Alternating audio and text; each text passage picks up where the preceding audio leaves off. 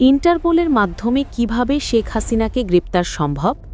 জুলাই গণ-অভ্যুত্থান চলাকালে সংঘটিত মানবতাবিরোধী অপরাধের দায়ে ক্ষমতাচ্যুত প্রধানমন্ত্রী শেখ হাসিনাকে মৃত্যুদণ্ড দিয়েছেন আন্তর্জাতিক অপরাধ ট্রাইব্যুনাল। শিগগিরই এই রায়ের কপি জেলা প্রশাসক সহ কয়েকটি দপ্তরে পাঠানো হবে বলে সাংবাদিকের জানিয়েছেন আন্তর্জাতিক অপরাধ ট্রাইব্যুনালের প্রসিকিউটর গাজী মনোয়ার হোসেন তামিম।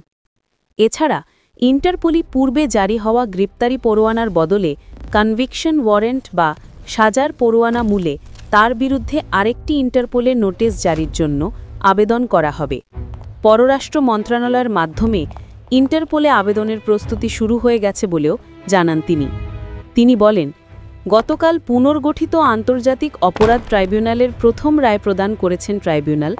রায়ের শেষ প্যারাতে উল্লেখ আছে যে এই রায়ের একটি সার্টিফাইড কপি ট্রাইব্যুনালের প্রসিকিউশন পাবে এবং একটি সার্টিফাইড কপি এই মামলায় যে আসামি উপস্থিত ছিলেন তিনি পাবেন। যে আসামিরা পলাতক আছেন তারা যদি ৩০ দিনের মধ্যে সারেন্ডার করেন অথবা গ্রেপ্তার হন তাহলে তারাও এই রায়ের একটি certified copy free of cost বা বিনামূল্যে পাবেন।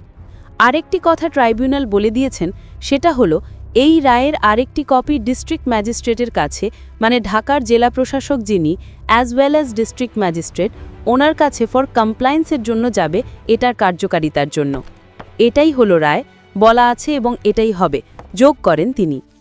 প্রসিকিউটর তামিম আরও বলেন, আমরা যেটা করব সেটা হলো যে দুজন আসামি পলাতক আছেন তাদের বিরুদ্ধে একটি গ্রেপ্তারি পরোয়ানার কপি সহ রেড নোটিশ জারির আবেদন করা আছে আমাদের আগেই, সেটাকে এখন মডিফাই করে গ্রেপ্তারি পরোয়ানার বদলে একটা কনভিকশন ওয়ারেন্ট, এই কনভিকশন ওয়ারেন্ট বা সাজার পরোয়ানা মূলে তার বিরুদ্ধে আরেকটি ইন্টারপোলে নোটিশ জারির জন্য আবেদন করব।